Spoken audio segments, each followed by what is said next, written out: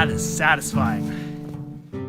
Today we're going to be reviewing an Alibow that's actually not sold on their website, but it's sold in Alibaba. This bow is the Model H1 with the O, which is very similar to the H1, the heavy draw version. Hey guys, it's Jack from Historical Archery. Now, I didn't actually buy it from the Alibow website. I bought it from Alibaba because in Alibaba there was actually an option to add horn knocks, horn overlays at the tips, and also option to have snakeskin. I want to see how it goes. It's 100 pounds. I could have picked 110 pounds, but I wanted something just a nice round number, 100 pounds at 28 inches. The only thing I added is I added electric tape for the arrow pass, because I don't want to wear out their arrow pass. This way it just wears out tape. And let's test it out with 100 pounds. Thumb draw, standard single hook.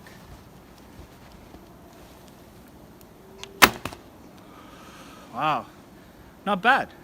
So this is Alibow's budget version Warbow. To call this thing Hungarian it's debatable, but the best description I'd say is a $100 Hungarian bow. There are features that make this not particularly Magyar or Hungarian during the medieval period, and I'll talk about the features. So first of all, the siyahs on a Hungarian bow during the medieval period, based on our archaeological finds, are thicker than this. Not that much, but thicker, so it's more static. And also there's bone overlay at the handle for the archaeological finds. Besides that, the only other thing I'd complain is when this thing is unstrung, the fiberglass bar is perfectly straight. Unlike the Indonesian bows, these are just perfectly straight fiberglass bars. On the Hungarian bows that are made of horn and sinew, they're naturally reflexed backwards, but that's just fiberglass from a bar. Obviously the limbs are made of fiberglass bars and it's epoxied together and then tied together for the joints, and of course that's not historical. This is not a horn bow, and Alibow doesn't try to do that. For $100 I'm not going to complain. The arrow pass is just leather. You can have the option of adding rayskin for extra price, but that's it. And the bindings is just, I think it's nylon for the bindings. If you do some work to this bow, it's going to look a lot more historical. As a bow, it's not bad. 100 pounds at 28 inches, so it's about 120 pounds at full draw. I didn't measure it, but it does give that draw weight. Do thumb draw, double hook. Oh yeah, that is satisfying. Now guys, wear a thumb ring when you're shooting. It's a nice draw weight. Let's do some Mediterranean draw.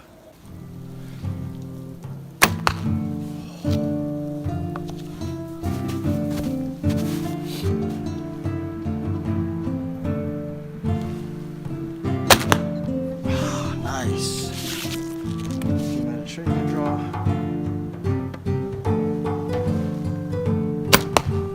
Oh yeah, satisfying. Without my thumb ring, I prefer Mediterranean draw for sure. With 100 pounds.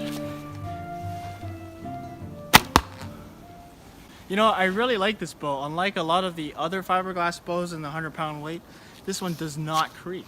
Alibow does a good job. It doesn't creak.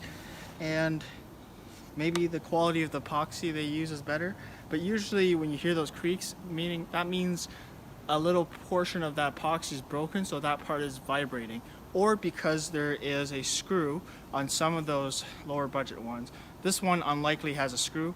I don't hear any creaking, so it's really good.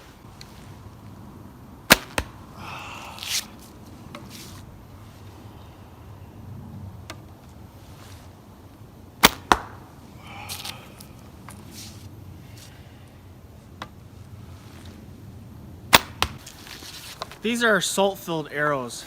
They're carbon arrows, 200 spine, and they pack a punch. You put salt inside and you can easily get 1,000 grain because of how thick this diameter is. But even with the thin diameter ones, if you fill it up, it's 1,000 grain. It's just pretty hefty arrow. It's perfect for the weight of this bow. I don't want it too light, so if it's heavier GPP, the bow is supposed to last longer. To pull 100 pounds, you need to practice a few years. You can't just grab a bow and shoot it. So for me, like, this is a pretty easy target weight, but you got to practice with years of training, or else you're not going to be able to pull this weight. That's why people invented crossbows, so you can mount this onto a stock, and then you can easily pull this.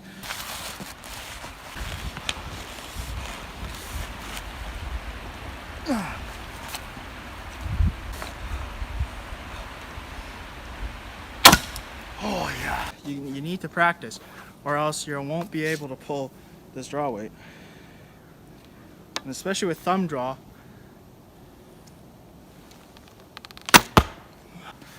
I just want to show you the shape. It's reflex handle, and then the bar is perfectly straight, but the historical ones typically have a slight reflex on them because they're organic materials. These it's a perfectly flat fiberglass bar, and then it's reflex tip. So it's reflex, straight, reflex, static tip bow without string contact. That is the bow we have here. It's very similar to other bows like the Sasanians, the Tang Dynasty bows. They're all in the same family. So there it is. This one is typically wider than some of the other ones I saw in the AF archery bows. The Alibow one is wider, not as narrow, but it's less thick. So this would give you a more stable design in comparison to the AF archery bows because the limbs are wider, and I prefer that design. Now, in terms of the leather work, this is kind of a classic thing that Alibow does with the X's to stitch the leather.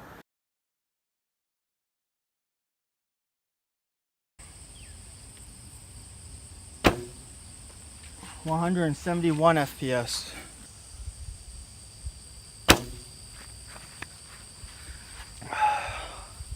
(174). So it's time for my review, and honestly, I've owned this bow for a year now, as you can see from the summer and the winter footages. This is actually my favorite heavy fiberglass bar bow. Fiberglass bar, I'm talking about, you know, those bars epoxy together. This is my favorite one because it doesn't creak and it's very reliable. So yeah, honestly, I love this thing, and when I mounted it to my crossbow, I actually accidentally dry fired it and it didn't break. So it's just amazing. That's honestly, I'm impressed, guys. So yeah, I definitely recommend this, and it's a really good budget fiberglass warbow for you guys to try out. Thanks a lot for watching. This is Jack from Historical Archery, and I got plenty of other videos coming up, so stay tuned.